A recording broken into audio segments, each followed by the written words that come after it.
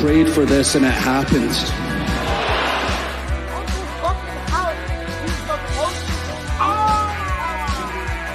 Are the shoes of a champion. This jacket right here, shoes of a champion. Time ticking all along, you felt the message in my song. I know you hear this, let's be clear. There's absolutely nothing wrong, except the fact that when you left me, my life, this girl is What is up? What is up? What is up, people of the universe? What up? We're back. It's another episode of the Dev and Dilly Wrestling Podcast. Dev is not here today. It's another N Dilly special, but it is not because of work. It is because of college things. No, he is not out partying. He is doing what we would call fraternity business. That's probably because we don't know. We can't know. Specifically do not know. Nope. We just know that it's with his fraternity, and that's it. We know he's okay. And Yes, he's not in danger. yeah, he's fine. He's not being forced to do some initiation shit. He's already in, so don't think of like along the lines of that.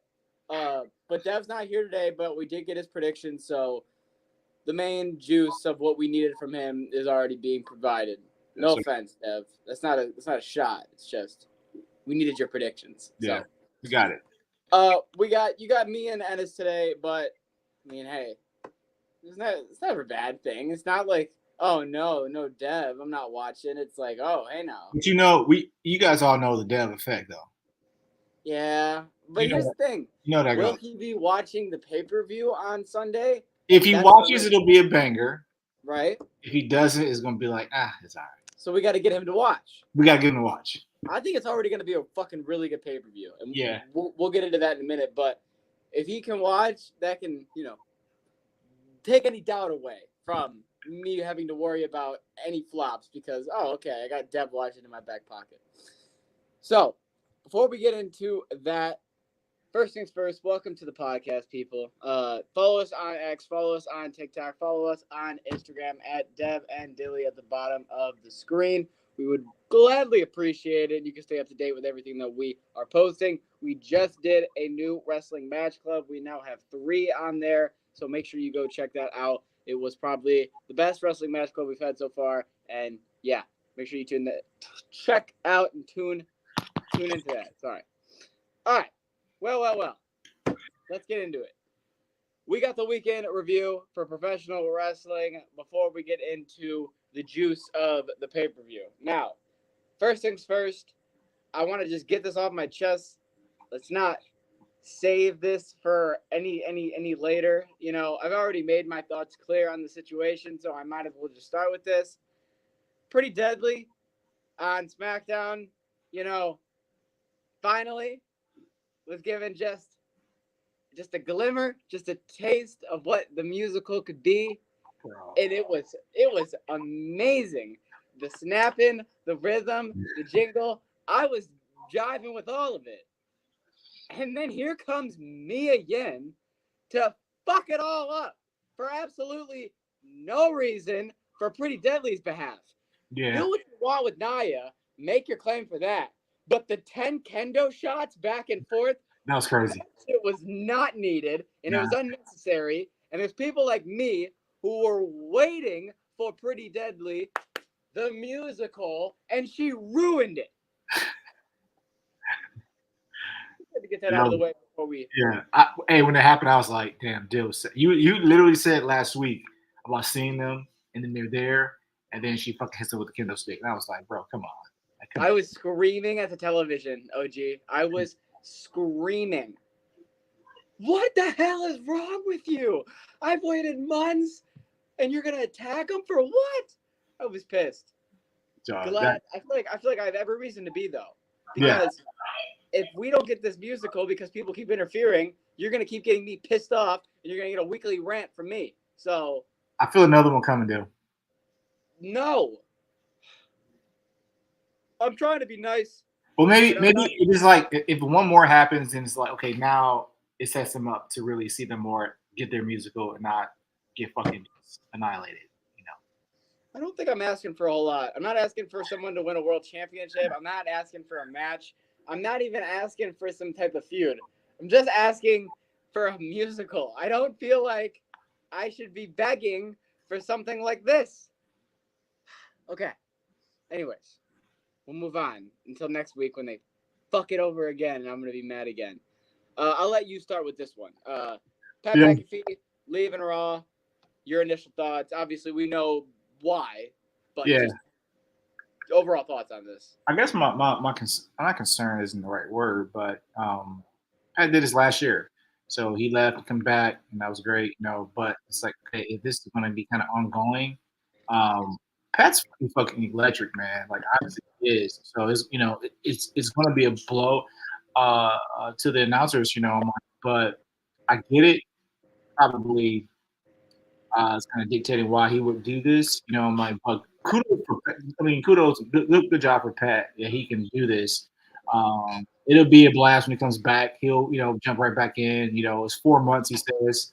But I did wonder, like, man, how we're going to switch things up. No one's going to replace him. That Pat's is off the fucking chain. You know what I mean? No one's going to replace that.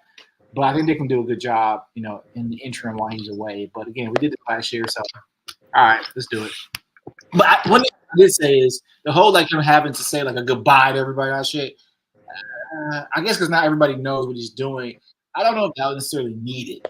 To like, you know what I mean? But in the spirit of who Pat is, have fun with it. Let's go. Let's do it. Drink a couple of beers. Let's do it. Yeah, I agree. I think that Pat's presence is going to be missed, but I do like the fact that they basically already said, like, all right, we'll see you at the Rumble. Yeah. Like they pretty much didn't even acknowledge like the fact like it's pretty much like now everyone knows, okay, from Rumble to SummerSlam we get Pat, and then when football season starts after SummerSlam, Pat's got to go do College Game Day. Yeah. And I feel like now he said it a million times, like he lives the dumbest life and he's so lucky, but that truly is just the dream life right there. You do WWE half the year, and the other half you're doing college football and NFL. You know what I mean? Like that is just the dream life for Pat. But besides but having like the amount of fun that he's having doing it. Yes, that's it's why not like man, I fucking love it. That's why people give him the benefit of the doubt of like, okay, he's gonna leave for half a year or this and that because he's an enigma. There's nobody like Pat. Yeah. He brings something special to whatever he's doing, whether that be football. Like today, he was in Dublin with Sheamus for the college football pregame. You know what I mean? Like he does things differently, but it makes things more fun and it gets people to watch more. Like if you're turning on ESPN and you're gonna watch the Pat McAfee show, or you're gonna watch like a Sports Center or First Take, you're gonna watch the Pat McAfee show. You know what I mean? So he's fucking great at what he does. So it's not even like, of course we're bummed that he's leaving, but I'm almost like, okay, it's sad that he's gone. This new commentator that we have that he's brought in, Joe, I can't remember his last name, that did college football in the past. He is going to come in and he's going to be fucking great. The only dynamic that I think I'm a little sad about is Michael Cole on commentary with Pat McAfee is not the same Michael Cole with anyone else. Like Corey Graves, you get it a little bit, but with Pat McAfee, when you're with one of your boys calling a match, there's no way to replace that because Pat and Cole are just boys.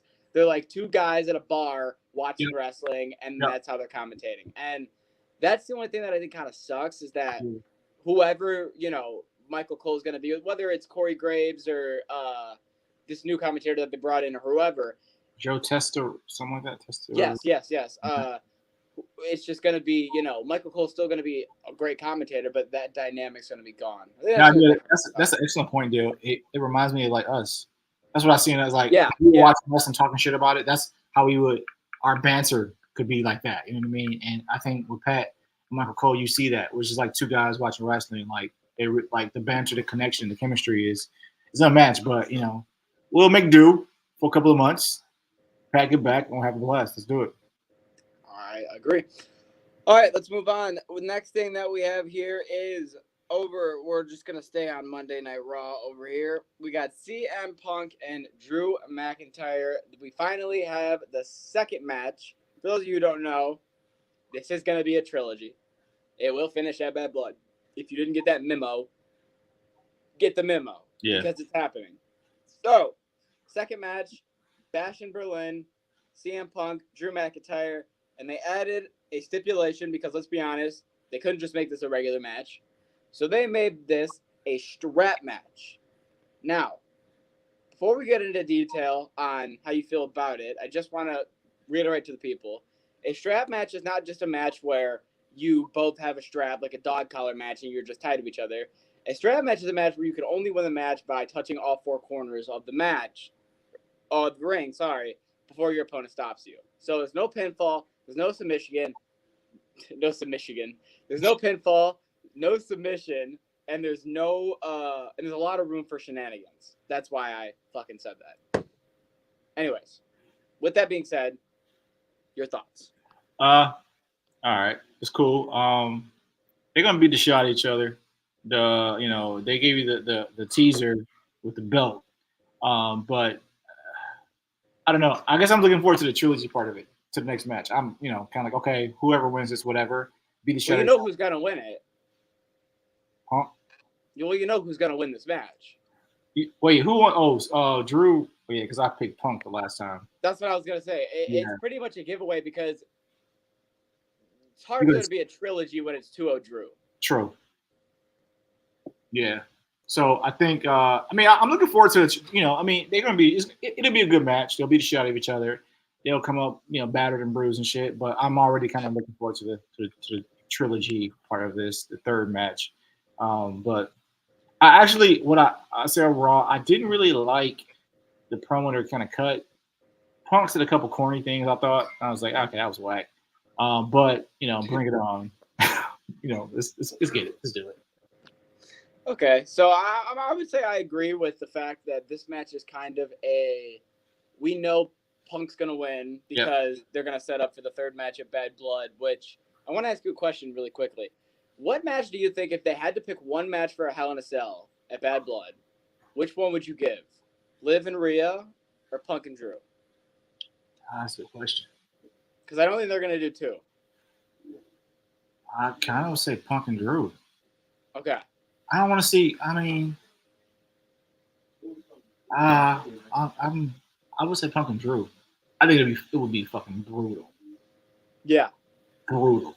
I think it would be brutal, but I think how brutal can it really be with Punk? Because if you make it brutal, okay, it will be brutal, but then you won't see Punk till Mania because he's gonna get hurt. Oh yeah, fuck that. It's like honestly, Rhea, I'm still like worried about. I feel like Rhea and Liv, you can make it brutal. I would pick Rhea and Liv in my opinion, only because what you can do with Punk and Drew is instead of a Hell in a Cell, where I feel like a Hell in a Cell match is more for the barbaric holy shit nature, but the keeping people out of it. Yeah. And with the Judgment Day and that whole shenanigans, I feel like it just make more sense to keep everyone out of it and just have it be Liv and Rhea in there. You know what I mean? Yeah. Whereas Drew and Punk, they could have more of a I don't want to say like an I quit or a last man standing match because that's almost made for the babyface to win, but something like just like a barbaric beat the shit out of each other match. Yeah. Like a non-sanctioned match. You know what I mean? I think that the you got a point with the Liv and Rhea, because they can have so many shenanigans on outside of it. It still can be brutal and be entertaining at the same time. Whereas Drew and Punk, it still would be good. I could see like a last man standing. That would probably be perfect. Last man standing. In the trilogy, but I can see because the amount of shenanigans you can have going on outside. I mean, with Rhea and Liv, and this whole thing, it's endless. So I guess I'll switch to that because that will be more entertaining. Good match. You could have a good match, technical match, and you got some shenanigans happening too, which it always makes for a good match. Yeah, I think this match with Punk and Drew is going to be a two-parter. The first half of the match is going to be they're each just going to whip the living fuck out of each other, and the second half of the match is going to be shenanigans. Yeah.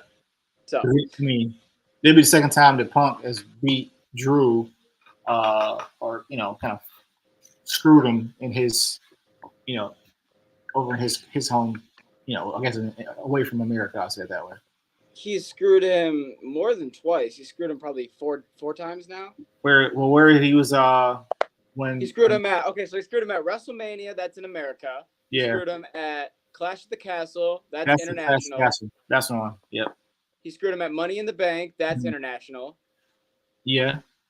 He screwed him, and then so that's the three. So he screwed him at. So this would be the third international he screwed him. Yeah. Clash is that's Drew's hood. So Yeah. that would be more. So yeah, I can see him. Yeah.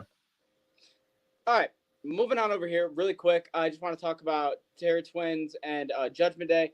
So this was the first week that they made the Judgment Day not look like a bunch of little bitches. They actually beat the shit out of Rhea Ripley and Damian Priest. They beat up Damian Priest, put him in the ropes, made him watch Rhea Ripley get her ass beat. Then they beat Rhea Ripley down, beat Damian Priest, hit him with a coup de grace, then hit him with a frog splash. Then Rhea Ripley got hit with an impaler from Liv, and then stacked them on top of each other, did a pose, and it was the first time going into Bash in Berlin where, okay, now they actually look menacing. Now they actually look like they're a threat.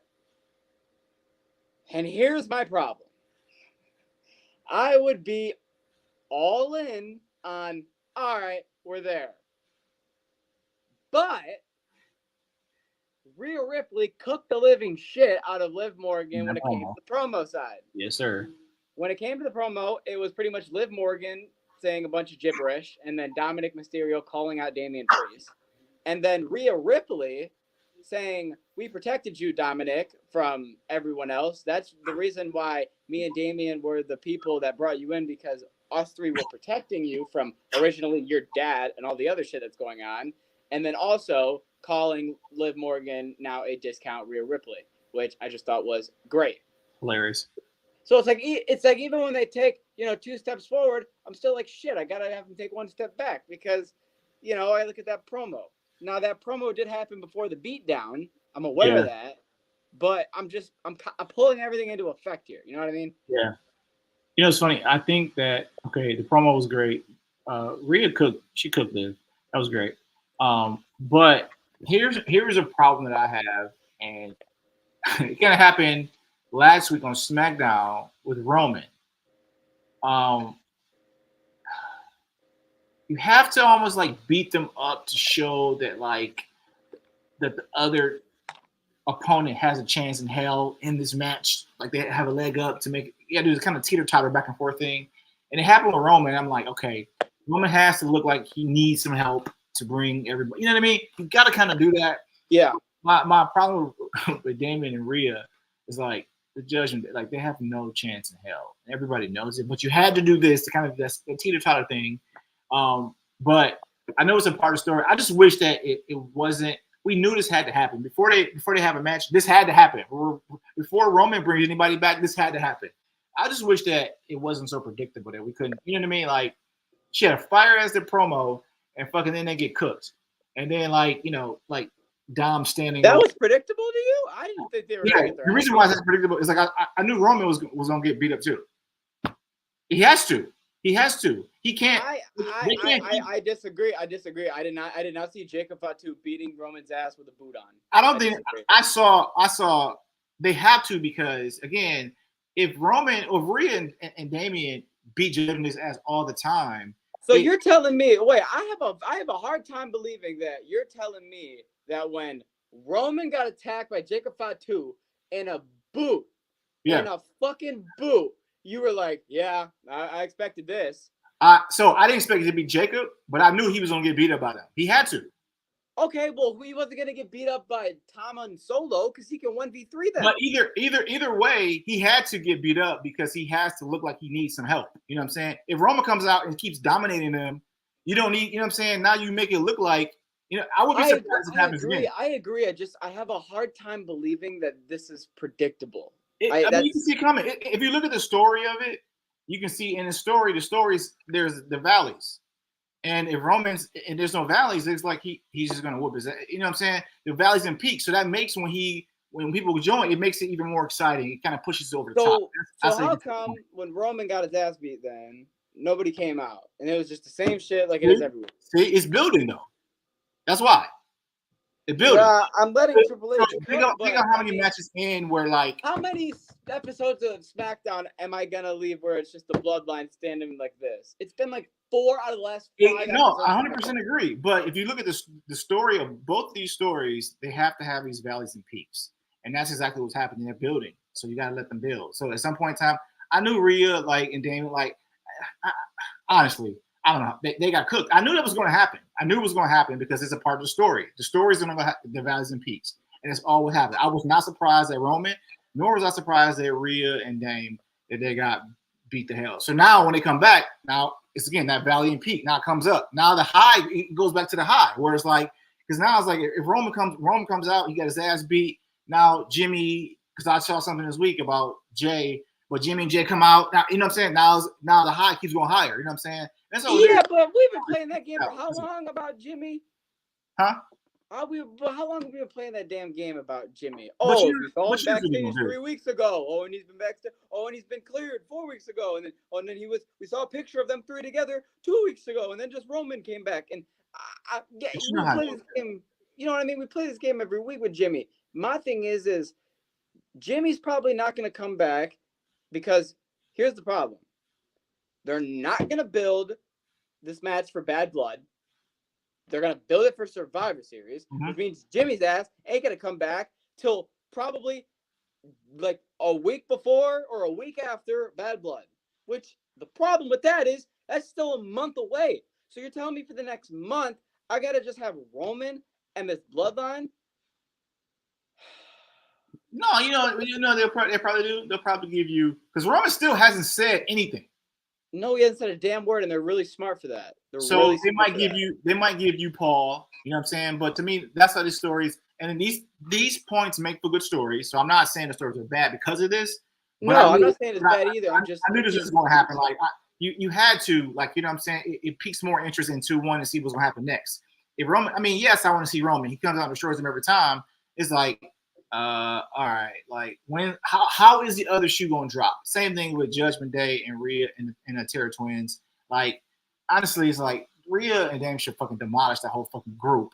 It's like, but you got to give the story some peaks and valleys so that way it continues to garner interest. You know Rhea was not predictable though. I think it was. Story wise, I think it completely was. Just Liv beating the shit out of her. But you got Dill. You gotta. If you take a step back and look at the overall story of it, I'm taking a step back. The story of it. I've never seen Liv do that to anybody, and now she just did it to the most dominant women in the roster. Yeah, but you got to look at the story. The story of it this makes now you want to see what the match is going to really be. You know what I'm saying? This is all great storytelling on their part. That's all they're really doing. That's what I'm saying. I knew this was going to happen. This was going to go up and down. It had to, because if not. Rhea, they were fucking killing them. That's what I thought the story was. I thought the story was every week. That's what it is. The story is they're being built up as the cowards, and they're being built up as the we're going to destroy you. And then at the pay-per-view, that is either going to cost them the match in the end, or that is going to get them the win. That's the story I thought we were building. I feel like if it had continued. Now, if you're making Liv just beat the shit out of Rhea so credibly like she did on Raw, these guys don't look so dastardly and so cowardly and so this and that. She looks like a credible champion. True. It's the same thing of giving the Bloodline and tag titles. It adds to the story. That's all. Credibility. It does add to the story, you can't put all your eggs in one basket with this story, though. See, that's Same why with the bloodline. I feel like they're putting all their eggs in. There's 3 storylines in the WWE right now that they really give a fuck about. There's only 3. True. It's Drew and Punk, this one, and the bloodline. Name another feud they really give a fuck about. And don't even try to tell me New Day and Final Testament, because they've been trying for 4 months to make that work. I think though New Day and Final Testament is kind of like they're trying to do something to build something there, but I think like Y6 they're trying, but like they're trying. But those are the four main things that people like you're watching for. I just feel like Yeah. this is they're good storytelling. I think this is what they're doing. I think that, but I enjoy it. But it was to me predictable because if not, it becomes Braun Breaker and Sami Zayn, and that's whack. It's like, okay, Braun, can you just get in there and beat his ass for 5? See, that's what you don't want that to happen again. It was like, okay, Sami's gonna do his thing, Braun's gonna destroy him, and then lose. You know what I mean? And I think that so this makes that not happen. So now it's like she's a legitimate champ. She can a legitimate threat to Rhea, and now it kind of ups the ante for when they have their match. So I get it. Good storytelling. You know what I mean? It's like, but it's like we're Roman. Good storytelling. Roman comes back, destroys everybody. Then finally they get him. Jacob Fatu's the one. It just good storytelling because we know what's going to ultimately come down the line. I mean, ultimately Jacob Fatu and Roman look like a great fucking like collision course. But like you're saving him and all of that. It's just good storytelling, peaks and valleys, highs and lows. I almost feel like they pulled the trigger on Jacob Fatu because they knew that Roman was just going to continue to 1v3 these guys. Like they're like, okay, Roman and Solo. Man on the boot. Roman and Solo in the ring. Roman beats the shit out of him easy. Then Roman and Tama come in the ring, beat the shit out of Tama easily. It was the same exact thing as the week before where he took our beloved Tonga Loa with his one-eyed eye patch off of television. And now we're in a situation of he grabs the Ulafala, pretty much has an orgasm in the fucking middle of the ring when he puts it on. I know you saw his face. Oh, yeah. Like just eyes rolling in the back of his head like the Undertaker. And fucking puts that on. And then it was almost like, okay, there's nobody in this new bloodline that's credible enough to take him out except for the guy who's hurt. So let's bring him in with his fucking boot on and take him out. And notice how Jacob Fatu, he couldn't do any of his big moves. I was watching it. I was watching the whole time. Yep. He just threw him into the ring post, and then what was the second? He did one more move to him. He did. I was because when he did the move, I was like, "Is he gonna climb the fucking rope?" No, he didn't do anything big. He didn't even do a Samoan drop. He doing it. He did. He threw him into the ring post, and then he did something else to him, and then he like let the rest of them, beat their ass, and then he powerbombed through the table. That's what he did. Yeah. So I do think that the fact that I should probably just put this up now. I do think the fact that Jacob Fatu took out the tribal chief Roman Reigns is going to build, obviously, like you said, for the story. It's going to be great to see where they go with this. I think Roman probably won't be on TV for the next 2 weeks, not till after Bash in Berlin, and then they'll go back from there. They'll probably because the Bloodline's got a tag title match this Friday that we'll talk about literally right now, and then after that, the Bloodline probably will come back on a week, cut another promo with the Ulafala, and then Roman will come back next week. Agreed. All right, so Bloodline, Street Profits, Tag Team Championships. First off, Street Profits, DIY, fucking hell what a match. It was a 25-minute just banger on live television. And now we have the Bloodline and the Street Profits for the tag titles in 2.5 hours. So I know we don't have the Street Profits winning, right? Like we have the Bloodline winning here. But my question to you is, who's fighting? Tonga Loa has an eye patch. Jacob Fatu's got a boot. Solo? I doubt it. No way. Solo's gonna come in his stupid suit and his black glove. I'm telling you, it will be Tama and one of the two. So who is the two? I personally, I want it to be Tonga Loa. Please be Tonga Loa. I do too. Bro, he has good material, and I don't think he's. Is he growing on you like he's growing on me? He didn't. He's not purposely doing it, but it's funny as shit. I look for him. That's why why I'm loving him.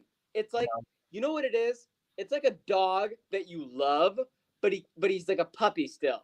So you're like, aw, Jacob, did you pee on the carpet again? Like you don't know any better, but you know what I mean? Like that's how I think of him. It's like he's not trying to hold up the title the wrong way, but he does, and it's just like everything that he does, it's so great. Held up backwards, bro. So here, watch this. I don't think Street Profits win. However, our conversation we've had several weeks about the tag team division. I feel that right now, where I like what I saw last week, Street Profits and DIY. I like saying that. I want to see. We talked pretty deadly earlier. I love to see the tag team division be tag teams. I don't really care to see the bloodline of the tag titles. I know it adds more like credibility to the feud coming, but honestly, bro, I would much rather watch some banger tag team matches versus like this part of the story. Yeah. Okay. I'm going to agree and disagree. Okay. I disagree with the bloodline dropping the titles, but I agree with everything you just said for that on Judgment Day. Like, I think Judgment Day does not need to elevate this story when, yes, you're the tag team champions, but you're still getting your ass beat by Damian Priest 1v4. You know what I mean? Yeah. That, you're not credible in this, No. okay? If you really drop the titles over there, and imagine this, okay? Just going to throw something at the wall and see if it sticks with you. Okay. New Day, Final Testament. Okay. This feud that has been happening. What if it was for the tag team championships and New Day was the champions and this was all like that? Would that not add at least some more credibility to you wanting to watch this story? For sure. Okay? For sure. Okay? American made Wyatt Six. If you make the Creed brothers the tag team champions and now make those involved into this feud, would you or would you not be more interested in that? Yes. So what I'm saying is, you don't need Judgment Day to be tag team champions when there's other stories that need these titles to make these stories elevated.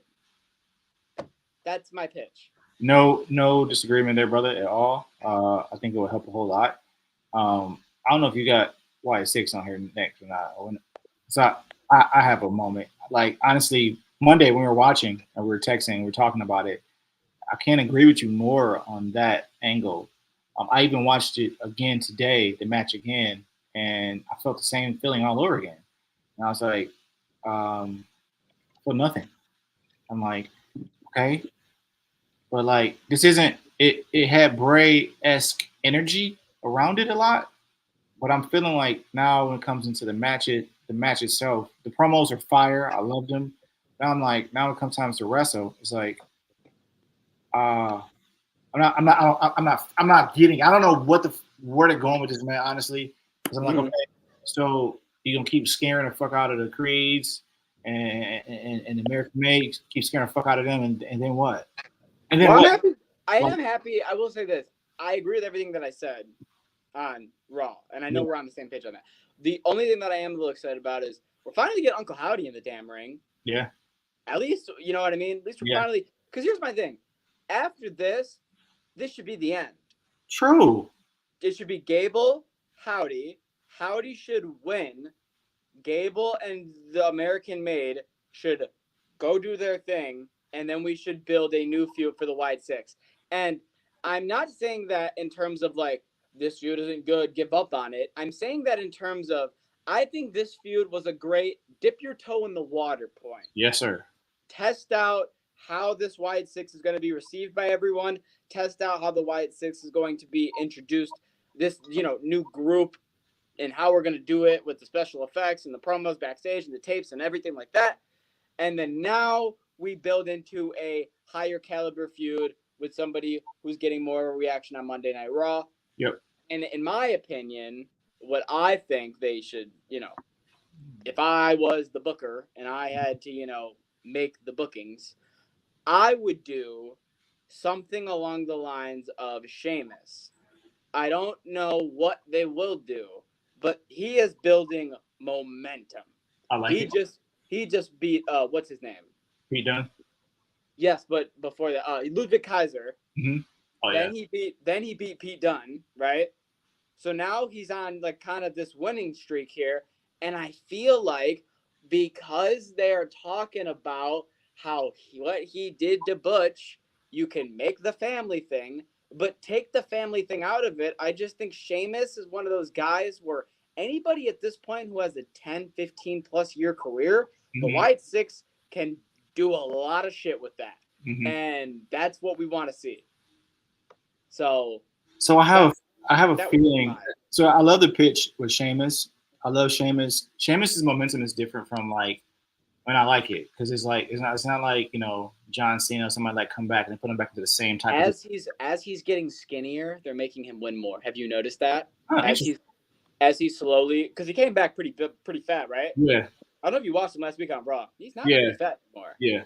It's no more burger after burger. Like, but I fucking love it. But and I love what they're doing with him. It's interesting, and I think great job with Sheamus. So I think that's a good pitch. What I'm thinking is, I guess one angle that I don't want to see them go, where I kind of see it happening because he runs like a fucking dinosaur, and like a dying dinosaur at that. But Bronson Reed and Braun Strowman, match. It would be safe to put Braun Strowman in the group because now you have this other forcer. But I can't say right now I'm ready to see them do this yet because I want to see them in a good feud.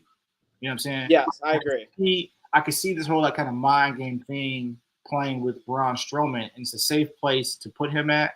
But I want to see them get work. But I don't know what feud goes because I don't see him and Bronson Reed. I don't see Bronson Reed being a target next. But I need to see him in a good viable feud, not this goofy ass shit. Because I still feel like American Made and Alpha Academy still need to have this thing out. Still, it's kind of weird. You kind of got double booking American Made to have two kind of feuds happen at the same time. But I can see Braun Strowman safely being placed in the White Six and mentally going through because he said, it puts him back in this dark place. I'm gonna destroy people and go crazy. Sounds great, but I think the feud for them is where I want to see it next. I did appreciate seeing Nikki get some work. I want to see. That's why I was hoping there was a female who's been added to the group to see Nikki get more work. Like, let's see them terrorize the women's. I think you might have to drop that, OG. I know you want another one, but I think you might have to drop it. You're right. You know what I mean? But it's like that would be so dope to me. But I think that you might have to just take the 6 that you have and just be happy with it because another female coming into the group seems less and less likely. Yeah.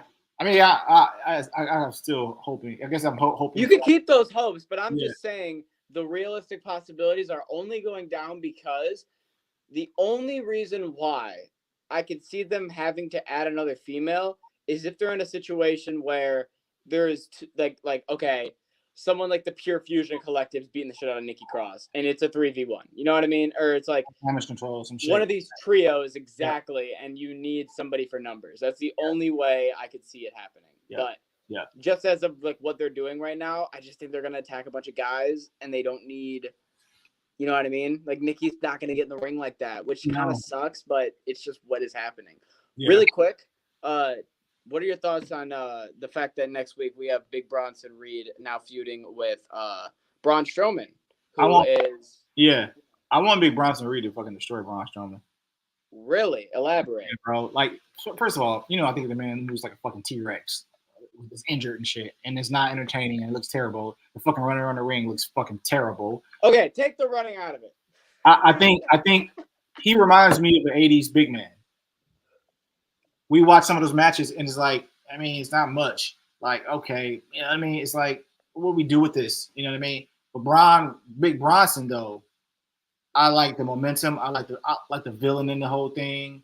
I hate the fucking the fucking face and Strowman's the face. It's like I want Bronson to destroy him, man. Like, because he has to keep moving, to say who's next. You know what I'm saying? I think that's what we have to do. And he can't fucking don't feud over multiple weeks with this guy. No, Strowman needs to fucking go ahead on and join fucking Y6 and do that whole thing.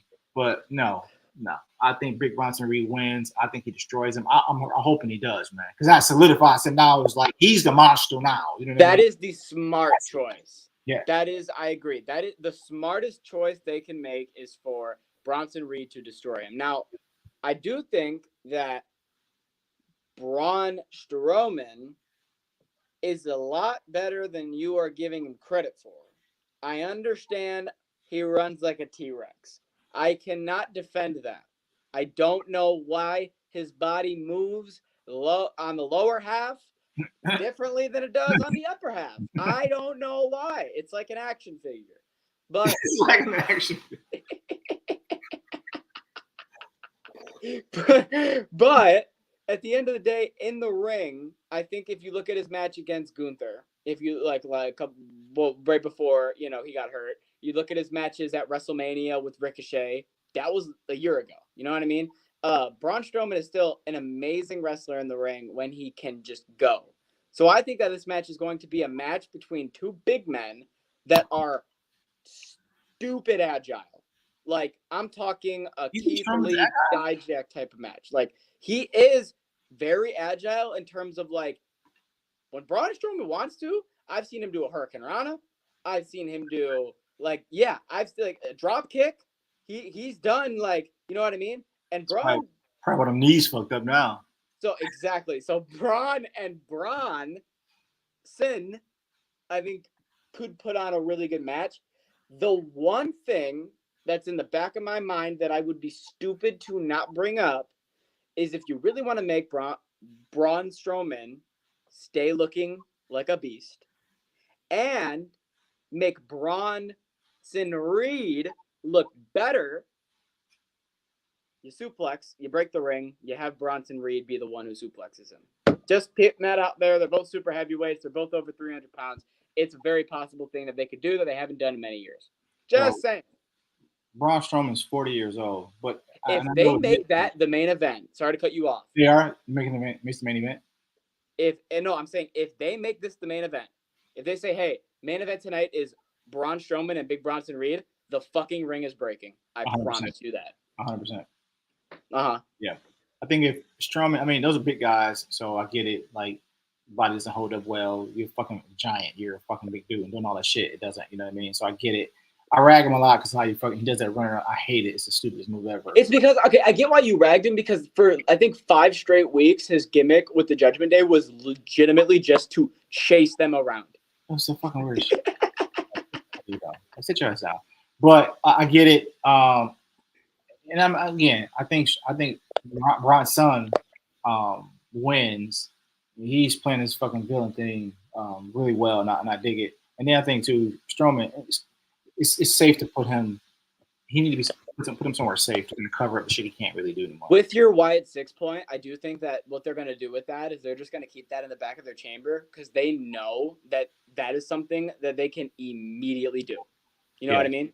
With the connection and everything, I think they'll wait a little bit, and then that's something that they know at any point we can do. Hell, you're right. They can do it next. Yeah. But I think if they don't, it's something that we know at any point Triple H will cook that because you know what I mean. You have to put him in put the fucking sheep mask back on him. The black sheep. Okay, let's do it. Let's go. Last thing before we get to NXT, I wanted to talk about this really quick.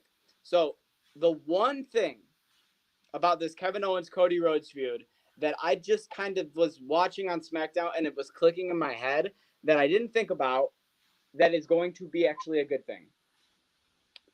Kevin Owens, from this feud, I don't care if it's a heel turn. I don't care if he stays face. The one thing I think is going to be accomplished after this match is we're going to get the prize fighter back. No more 6 months and 1 win. I think you're going to get, when Kevin Owens was talking to Grayson Waller and Austin Theory, and he's like, yeah, I am a loser. So you guys should fight me tonight because I've been losing a lot. So let's go fight right now so I can show you how much of a loser I really am. And then he doesn't win with a stunner. He wins with his pop-up power bomb. I was like, okay. You know what I mean? And then he grabs the title. He looks at it, and I'm like, okay. They reach for it at the same time. It's kind of like, if anything's going to come out of this, I think we're going to get the prize fighter Kevin Owens back. Take it. And I will take that. I will take that. Yeah.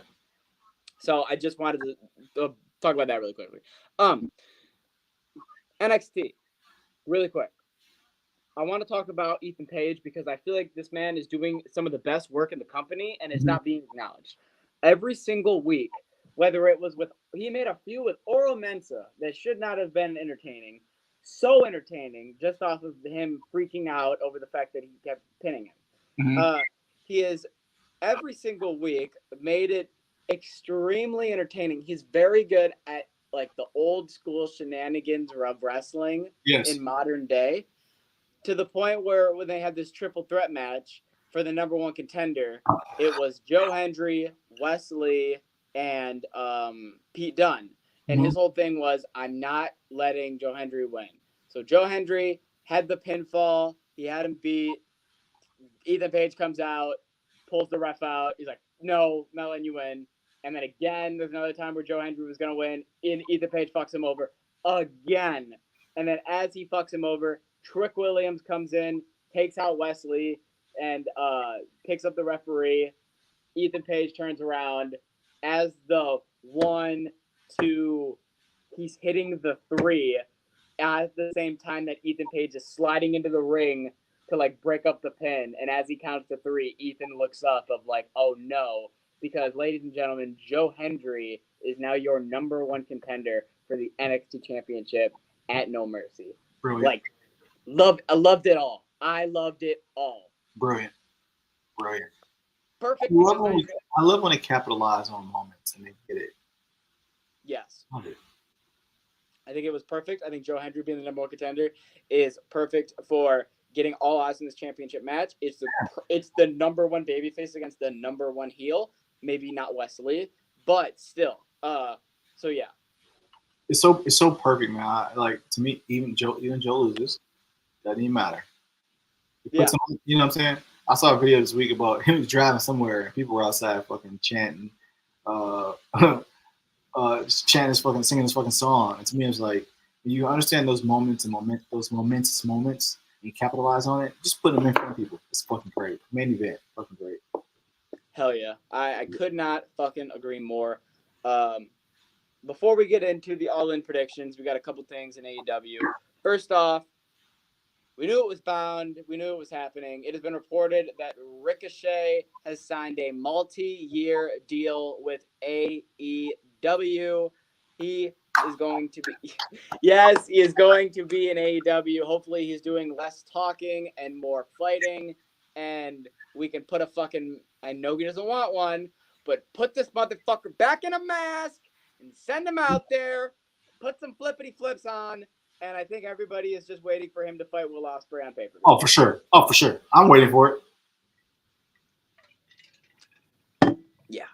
So honestly, moves like this, like, even though AEW puts on like 15 matches when WWE does 3, shit like this will get people attention. Like, I'm like, oh yeah, I want to see Ricochet Ospreay.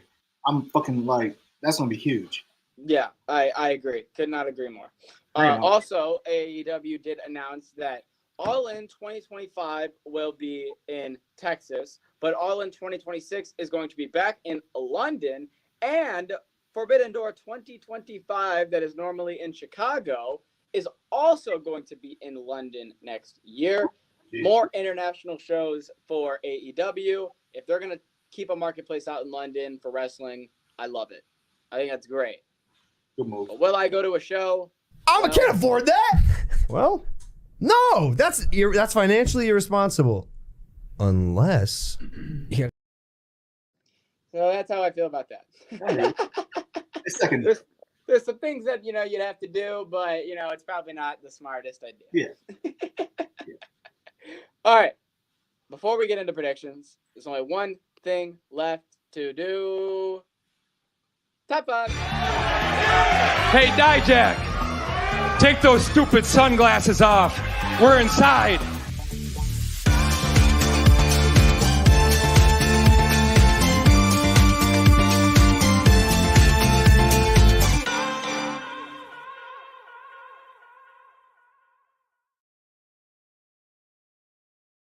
All right. For those of you, just a dead Gable. For those of you who are new here, the top 5 are the top 5 most talked about wrestlers of the week in the world of professional wrestling from all promotions. Top 5 as of right now is number 1, Roman Reigns. Number 2, the Terror Twins. Number 3, Wes Lee. Number 4, Gunther. And number 5, Big Bronson Reed. Let's get into it. All right. Number 1 on this week's top 5, the most talked about wrestler right now in the world of professional wrestling. This is hard. This is a hard one. I think it's There Roman. is no one defining wrestler that I feel like stood out. I think it's Roman still. I feel like it's Jacob Fatu. I can't argue. I won't be mad about it. The only thing I say, think so here's the reason why I say Roman. And I wanted to tell you too. So I watched John Cena on Club Shay Shay, and that was probably what I needed to see to kind of like, you know, get a little bit more not respect, but kind of like, you know, I didn't like John Cena. But Yeah. he was talking about his Mount Rushmore. And he was just talking about how he talks about the business. To me, is what's interesting to me. And he said Roman was the GOAT, and he talked about like what Roman has done like throughout that span of time, has done all these things, what he's done, how it has impacted the business, and when like, you know, not just like sales were down, when shit was happening all over, Roman was carrying this shit. He was just talking about his contribution to the business and how amazing that it is. And I was like, you know, I think because he was talking about when he came into the business, how he had to kind of work his way through and started NXT and, you know, all this or whatever, you know, all this stuff. But Roman's was different. But how he's carrying the mantle right now, and I'm like, you know, he has a point, man. Like, although Jacob Fatu would beat his ass, Jacob Fatu could be one. He could be 1A and 1B. Jacob Fatu has the same kind of interest for me that people are waiting and chomping at the bit to see, like, what he's gonna do next. Just like we're waiting to see Roman fucking talking what he's gonna do next. So I can't argue the point, but Cena did. I would put Jacob 1 and Roman 2. I'm okay with that. Like, Okay. So Jacob is number 1 for the 3rd time on the top 5, and Roman is number. I mean, Jacob 2, fucking wrestling in a fucking boot, but also for the 3rd time in the top 5, and also Jacob is number 1 in a fucking boot. fucking boot. Just gonna keep that. Just gonna point that out there. All right, number 3. I feel like it's the only time you could make this case for. And I don't know if it's 3, I don't know if it's 4, but I don't know if it's 5, okay? I'll let you decide where the ranking is. But I feel like this is probably one of the only times you can make a case right now for Randy Orton. Started off the show, and he ended the show. So, started off the show, and that was the first promo battle where he won. If you don't know, he cooked Gunther. Then he beat Ludwig in the main event. Yeah. So, I feel like this is the only week. I don't know where you put him at 3, 4, or 5, but I feel like this is the only week you can make a strong case for Randy.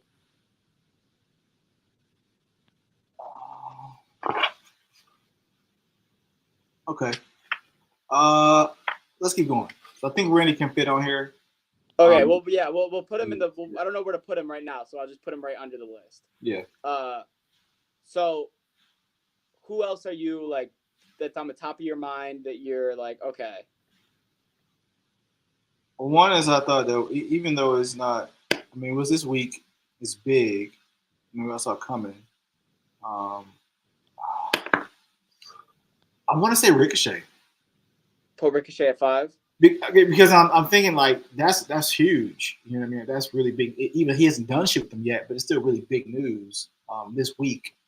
This week is a weird week where I feel like there is no standout guy where that you can put Ricochet at 5. So Yeah. I agree with you with that. Okay. I think we put Ricochet at 5. We put Randy at 4. Okay. So who are you thinking? 3? And then I think number 3, I'm thinking you do Joe Henry. He just became the number 1 contender on NXT. Perfect. I really like that. Yep. Because I think Joe Henry had more hype and was more talked about than Randy and Ricochet. Yeah. Okay, so we got Jacob Fatu at number 1, Roman at number 2, Joe Henry at number 3, Randy at number 4, Ricochet at number 5. And with that, we can get into the AEW All-In 2024 predictions. You know what time it is. Get the predictions record back up on the screen. OG, you're in last place right now. Need a dub here, man. Ready to lock in? Yep, locking in. So Dev is not here, but like I said before, we do have all of his predictions, so he will be able to, place and win without even being here, which I feel like is fucked up, but I don't make the rules.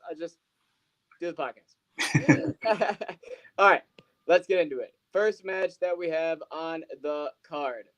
Chris Jericho versus Hook for the FTW Championship. I know OG is excited for this one.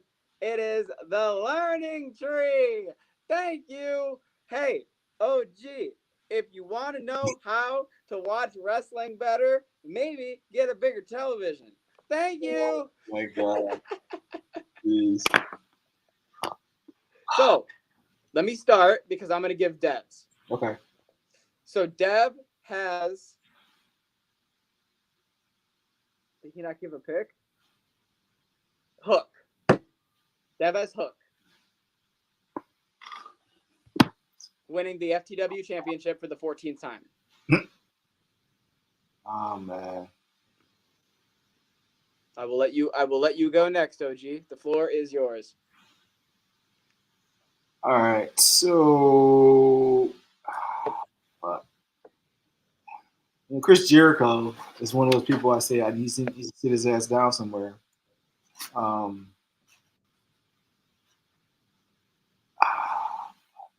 gonna go Hook. Yes. I'm All gonna go right. Good. I got Chris Jericho. I know you didn't say that. I'm so happy that you guys both took Hook because I feel like Hook does not need to win this championship for the 14th time.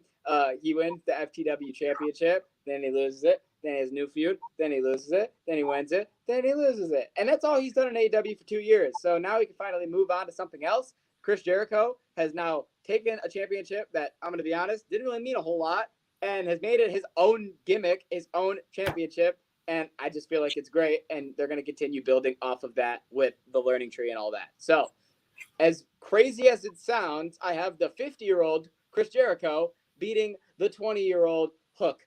Hook, you should win this match, but that's not going to work for me, Judas, because Chris Jericho isn't going to let that happen, brother. Oh my God, I can't. There's no way I can take Jericho. All right. Jericho Hulk. Casino gauntlet match. There isn't a specific person, like people that have been, there've been a couple people that have been like announced, you know what I mean?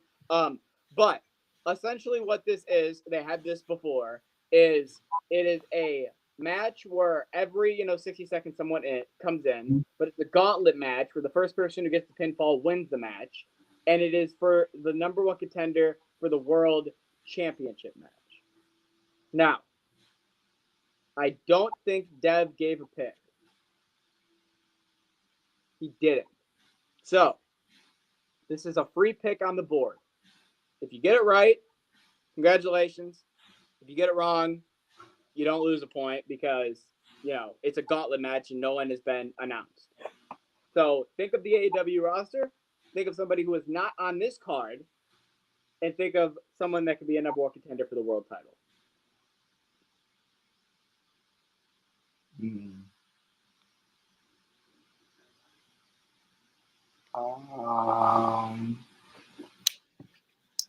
It's essentially like a bonus point question. It's like an extra credit question. What about Ricochet? That's a great pick. I'm mad because I already have my pick, but if I didn't, I would have picked that. That's a great pick. Really interesting. Ricochet? Yeah. Yeah. If he's signed? Yeah. Yeah. I feel like Ricochet will be in this match. I feel like he will. I'm going with Hangman Page. Where you going? Hangman Page? I'm going to take Hangman Page. Yeah. Okay. Like I said, it's a bonus point. It's extra credit. I have my reasons. Let's get to the next match.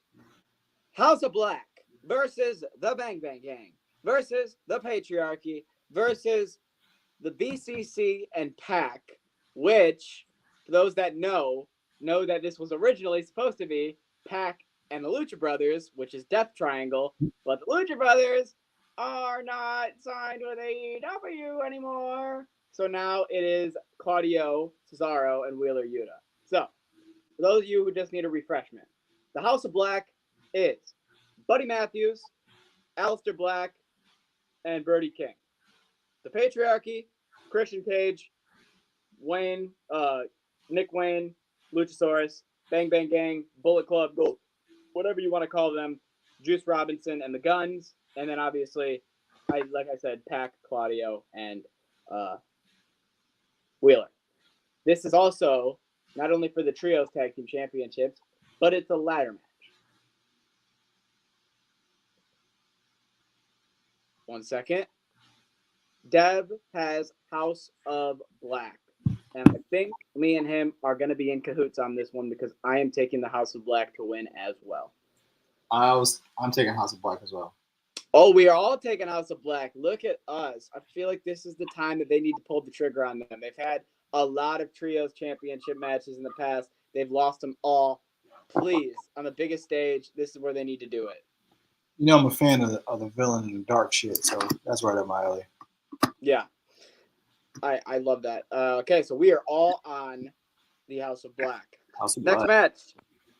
Tag Team Championships. We got a triple threat here between the Acclaimed, the Young Bucks, and FTR. Once again, we will start with Dev, and Dev has FTR. Really? Yes, I'm actually surprised at that as well. OG? Wasn't he just saying some bad shit about them last week, or I don't know what it was.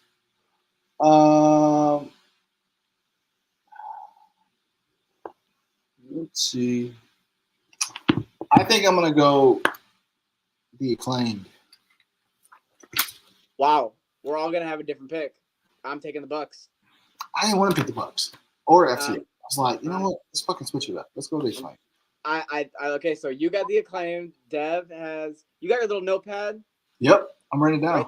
Write that down because I will forget if we all have a different pick. Wait, Dilly, you got the Bucks?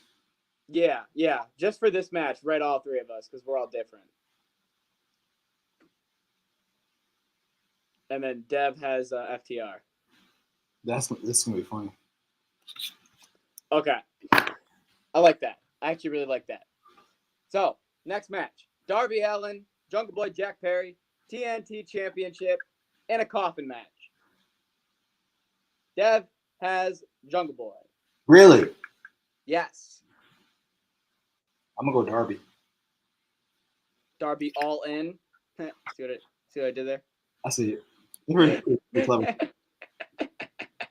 I mean, when you say it like that, it's hard to see him lose when the pay-per-view is named after his last name. That's the only fucking reason you need, to be honest. That's true. I heard some shit too this week that maybe like Sting makes an appearance too. That would be hype. Yep. I'm gonna ride with Dev here and take Jack Perry, just because he just won the title, and I think that this is gonna be a Darby Allin does some crazy shit. What's his name? Okay, this is how I think the finish of the match is gonna be, and I'm not one to book a finish, but this is how I think the match is gonna end. Okay, I think Jungle Boy is gonna be laying on the coffin, right? Mm-hmm. Darby Allin's gonna go to the top of something, do a coffin drop. Bro's gonna move. He's gonna land in the coffin, and he's gonna fucking shut the door. Okay, I'm not one to book finishes, but that is how I think this match will end. So, you I'm gonna take Jack Perry. Get extra point if that fucking happens. Yeah, right now I do. I get a bonus point if that happens. That's okay. fine. That'd be a good fucking ending. Okay, because I'm not one to ever do that, but I feel like I can see it only because that's some shit Darby would do. Like it's like some Jeff Hardy, my craziness cost me the match. You know what I mean? Yeah. All right, now we're moving on to the big four. These are probably the biggest advertised matches for the show, and all four of these matches have been announced a month or more. You know what I mean? So let's get into it. Mercedes Moné and Dr. Britt Baker, DMD, for the TBS Championship. Dev has Britt Baker. OG has Britt Baker. Ah, fuck! I hate both of you because Britt Baker is my favorite female in AEW. But I don't know. I just feel like, okay. Let me think about this. Come Come on, Dale. See, here's the problem. The dark side. The fan in me is like, give me my girl Britt. But the like guy who wants to come on next podcast and be like, guess who won predictions? Wants to take Mercedes. I'm gonna take Mercedes. I'm gonna take Mercedes Moné. I think Mercedes is gonna continue to win. But damn, if Britt wins, I'll be mad at myself for not going with my heart. I want Britt to win. I think Britt should win. But I think they're going to keep it on Mercedes longer than they should because they know that she is their biggest female star. That's why I think so. That's my only reasoning. What's the bodyguard girl name? What's her name? Camille. She turns on. Already? Fuck it. Bro said 3 weeks too long. Fuck it. I kind of always laugh at those people because it's almost like it looks like such a fucking lackey. Like it cracks me up, man. Like no matter what company they do that, like the one person's like just like hired muscle and shit. It's like at some point in time they always turn. But yeah, fuck it. Britt Baker, yeah, pulls out the W. Okay, so you two got Britt. I'm taking Mercedes. Next match here, we got Will Ospreay, MJF, the rematch for the American Championship, aka the International Championship. This is great. I mean, this feud I think is probably the best feud next to the next match we'll get into. Best men's feud that's been built. It's gotten personal. The promos have gotten great. The match before that was originally on TV was fan-fucking-tastic. But Dev has MJF winning again, which I'm a little surprised at. I have Will Ospreay because I would be shocked if they had him lose again in Wembley. I'm gonna go Ospreay. Okay. Although MJF is my guy. I want MJF to win the match. I want MJF to win, but 80,000 people in Ospreay's home country. I'd be shocked if he lost. Yeah, come on, let's go Ospreay. So yeah, that's why I'm a little surprised by Dev took MJF. But hey man, I'll take my free win. Yeah. Sorry. Toni Storm, Mariah May, AEW Women's Championship match. I think this should be a damn good match. The feud, like I said, this is the best women's feud going into this. Obviously, former best friends, former mentee, now going up against Toni Storm. Dev has Toni Storm retaining. I'm going to say it. I'm just going to say it because I just need to say it. I feel like there's a couple of these picks that Dev, I have him coming in last. There's no other way to say it, okay? I have Dev coming in last off the picks that I'm reading on my phone, all right? There, I said it. I have Mariah May. I mean, there's no reason to have the mentee to the mentor for a year build into the match and then where the mentor wins. It's as tale as old as time. Triple H, Seth Rollins. Seth Rollins wins. Batista, Triple H. Batista wins. Whoever the younger guy is fighting the older, you know what I mean? It's always the younger guy who it goes over. Seth Rollins, John Cena. Seth Rollins went over. So, I mean, it's got to be Mariah May, right? I think so. I feel like because Toni Storm, like I can see when she loses it, it'll feed that character more too. Yeah. So I go Mariah May. I agree, and I think what you can do is, I'll be honest with you, if you have Toni Storm be the top babyface, and you have somebody, I know this spoils your guys' plans with Britt Baker, but if you have Mercedes stay the top heel with her title, bro, that's a money feud. Yeah. That is a money feud. Yeah. Last match, main event, Bryan Danielson, Swerve Strickland, the AEW Championship versus the career of Daniel Bryan. OG, I'm going to just start it with you. Swerve wins. Dev has Swerve. And I'm going to sit over here for the third time tonight on my island. Give me goddamn Bryan Danielson to win the AEW World Championship. I'm so serious. I'm taking him to win for two reasons. One, I feel like if you make it where his whole thing in the company was, I didn't want to win the big titles. I wanted to just fight the younger guys. I wanted to wrestle my style of wrestling, and then go out with a championship reign where he wins the title. He fights the rest of this year, and then let's say he puts over Swerve or somebody else at the end of the year, and then he goes out when he's really done. I like that better than he loses now. That's it, and then maybe you get a one-off match here and there down the line for nothing. That's just how I'm looking at it. And I would just find it to be really weird for them to end a pay-per-view with confetti falling and then just Daniel Bryan in the ring crying because his career's over. It'd be very anticlimactic to me. But I guess you can. Yeah, you can. Thank you, Dan Ryan. Yeah, you can, but get his ass out of here. No, not get his ass out of here. That's the problem. We don't Out of want the Bryan ring, to man. leave.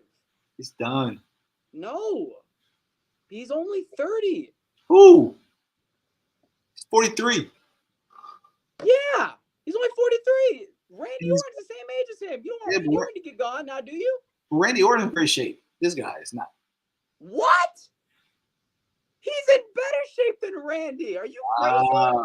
I think you're pushing the deal. You think Mario Dice is in better shape than Randy Orton right now? Bryan Danielson? Hell yeah. I disagree. Okay. I don't think we're gonna hit a fair point on that one. I think we're gonna just stay on equal sides on that. But I will say that if Daniel Bryan does lose this match, and this is the last time that we see Daniel Bryan, yes, you have done everything that you needed to do with the people that were there. I will give you that. He had his feud with MJF. He had a feud with Will Ospreay. He had his feud with Adam Cole. He had his feud with Kenny Omega. He literally, you know what I mean? He has had his feuds with everyone that he had his feuds with. So if they do end it, I feel like that is what do you call it? They've left on. There's not much more that he would need to do. So I can understand that. So I feel like he loses. Like I never he doesn't have to hang up the tights as far. I mean, maybe like as far as in ring work. I think still in some capacity there's things he could do, whether managing or whatever, or something. But I do think. I don't think so. I think once he's done, he's gonna go be with his kids because the whole reason he wants to leave in the first place is because his kid's turning 4. Remember? Peace out, my brother. Yeah. He's out of here. No. I mean, I have to see. I mean, I think that's a great reason, but also physically too. I know, like, shit you kind of gone through at some point in time. That shit does catch up with you, man. Okay, can I ask you a question? Yeah. How would you feel if this was like a Yes-O-Mania Part 2? Motherfucker wins the title. He's hitting the yes. Confetti's falling. I would love it. Dev would love it. Would you love it?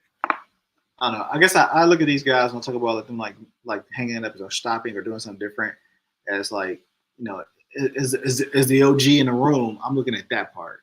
Whereas like as a fan, yes, but physically, like I think about like your family, like outside of this shit, outside of the character in this, like what you know what I mean. And like I feel bad when I see these guys like decrepit and old and like can barely fucking like blink their fucking eyes. So to me, I'm a fan. I am for getting away from it while you still can. But as a fan, I don't want to see any of them leave. You know what I mean? And that's just selfish. Yeah. But I think about like all the shit physically. That shit does. It just does catch. It just does, man. And like your kid at 4, it makes a lot of sense to actually like and that was one of the reasons. Like it makes sense at that point why you still can run with them or whatever. You know what I mean? But as a fan, I do agree. I talk shit when I say it, but as a fan, I want to see all these older guys. It's entertaining. But like as an OG, I'm like, yo, I know, bro. It's some like that shit's creeping up on you, man. Like it doesn't last. You know what I mean? So it's like while you still function and move, how about you get your ass out of here and go like, you know what I mean? Like go do something with your family, go do something like outside of the role, while you can, because before you know it, look at all these guys, man, can fucking barely move and fucking like this hips and all that shit. I mean, you know what I mean? But that's just the OG in me that says that. But fan, the yes moment, that would be dope. It would be dope. You know what I'm saying? It would fucking be fire. You know what I mean? Like, but the fan is like, bro, go be with your fam. Like, you know what I'm saying? But we shall see. We shall see. I agree. We shall see. That is Sunday at 12 o'clock noon. Just make sure you don't wake up and you're like, okay, another 8 o'clock pay-per-view. No, they're in London. It is at noon. So just make sure that you people don't lose track of your time. Yep. Because I feel like I am the person that would wake up at 2 o'clock and be like, oh, fuck, it's already halfway over. So, I fucking missed the whole thing. yeah. Those are the predictions. That is the podcast. Go and follow Lezu on all music platforms. I got to plug his shit because he can't plug it. So go follow Lezu on all music platforms, on Apple Music, Spotify, SoundCloud, all that good shit. OG, I know you got shit you want to promote too. Yeah, Hype Photography _ Go follow me, check me out. You in the area, you want to fly me out, take some photos. I'm all for it. But check me out, Hype Photography _ Hell yeah. And you already know what I'm about to say. College football is back, brother. Saturday is tomorrow. Week 0 is here. My bets are posted. Ride them on the Sharps app. Download the Sharps app over on the betting app store. Not the betting app store, the app store. And then you use them, and then you bet. And then you use promo code TYCO011. You get $20 off your first bet, and it helps you a great deal. People, I'm not going to, lie to you. The big spoiler of the week is take Delaware State plus 40 going into Hawaii. Trust me, the reasons are there. You want the reasons, go on the betting app, and you're welcome. All right. That is the podcast for this week. Next Friday, we will be live with our Bash in Berlin predictions. So make sure that you guys tune in for that. Match Club is also live as well. Make sure you guys make sure you subscribe. Make sure you follow us on Twitter, YouTube, Instagram, TikTok, all the socials, Dev and Dilly on all platforms. We appreciate it. Have a good one. We'll see you later.